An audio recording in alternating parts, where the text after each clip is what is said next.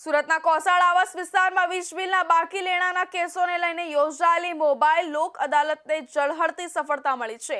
ન્યાય સબકે લીએ justice at door સ્ટેપના સંકલ્પ સાથે કોર્ટ દ્વારા સીધા પક્ષકારોના ઘર આંગણે જઈ કેસોનો નિકાલ કરવામાં આવ્યો। કુલ 169 કેસો હાથ ધરાયા હતા, જેમાંથી 77 કેસોનો સ્થળ પર જ સમાધાનકારી નિકાલ કરવામાં આવ્યો અને ₹11,58,000થી વધુની વસૂલાત થઈ। આગામી તારીખ 14 માર્ચ 2026ના રોજ યોજાનારી લોક અદાલતના ભાગરૂપે નેશનલ લીગલ સર્વિસીસ ઓથોરિટીની અનુસૂચનામાં નામદાર ચીફ જસ્ટિસ અને ગુજરાત રાજ્ય કાનૂની સેવા સત્તા મંડળના મુખ્ય સંરક્ષક સુનિતા અગ્રવાલ, ગુજરાત રાજ્ય કાનૂની સેવા સત્તા મંડળના કારોબારી અધ્યક્ષ અને ન્યાયમૂર્તિ એવાય કોંગ્રે તેમજ સુરત જિલ્લાના એડમિનિસ્ટ્રેટિવ જજ અને ન્યાયમૂર્તિ એસ સુપ્રિયાની પ્રેરણાથી સુરત જિલ્લાના મુખ્ય ન્યાયાધીશ રાહુલ એ ત્રિવેદીની સીધી દોરવણી, માર્ગદર્શન અને સૂચના મુજબ અગાઉ કોસાડ આવાસ ખાતે યોજાયેલ પ્રી કન્સિલિએશન મોબાઈલ લોક અદાલતની સફળતાને ધ્યાને રાખી પક્ષકારોને ઘર બેઠા ન્યાય મળી રહે અને પોતાના કેસ માટે કોર્ટ સુધી આવવું ન પડે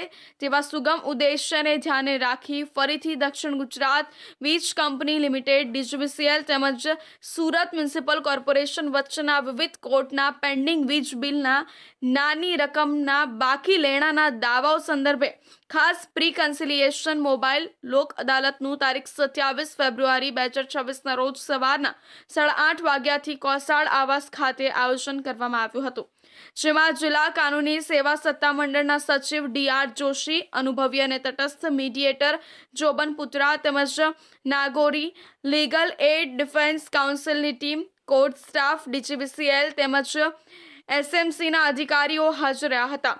સ્થળ ઉપર મોબાઈલ લોક અદાલત અંગે અગાઉથી નોટિસ ઇસ્યુ કરી પક્ષકારોને હાજર રહેવાની જાણ કરવામાં આવી હતી।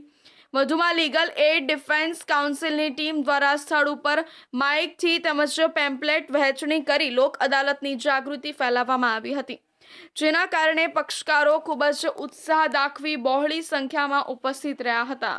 District legal service authority Surat દ્વારા માનની ચેરમેન શ્રી R.A. ત્રિવેદી સાહેબના સૂચના અને માર્ગદર્શન મુજબ કોસાડ આવાસ ખાતે DGVCL તથા SMCના દાવાઓ અંગે પ્રી કન્સિલિએશન લોક અદાલતનું આયોજન કરેલ છે।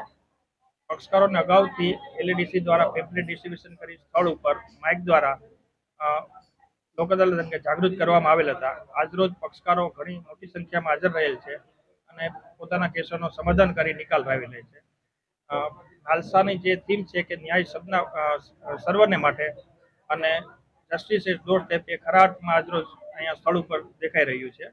કોસાડ આવાસ ખાતે કુલ 169 કેસો આ મોબાઈલ લોક અદાલત સમક્ષ હાથ ધરવામાં આવ્યા હતા, જે પૈકી 21 પેન્ડિંગ સિવિલ દાવાઓ તેમજ 56 પ્રી લિટિગેશન કેસો મળી કુલ 77 કેસોનો સ્થળ ઉપર જ નિકાલ થયો હતો અને કુલ ₹11,58,567 રૂપિયાની રિકવરી સ્થળ ઉપર થઈ હતી। આગામી લોક અદાલત સંદર્ભે DGVCLના બાકી લેણાના કેસોમાં પક્ષકારો વ્યાજ તેમજ પેનલ્ટી માફી મેળવી બાકી રહેતી રકમ સરળ હપ્તામાં ચૂકવણી કરી પોતાના કેસનો સમાધાનકારી નિકાલ લાવી શકે છે। તેથી જાહેર જનતાને સદર યોજનાનો મહત્તમ લાભ લેવા જિલ્લા કાનૂની સેવા સત્તા મંડળ સુરત દ્વારા અનુરોધ કરવામાં આવ્યો છે।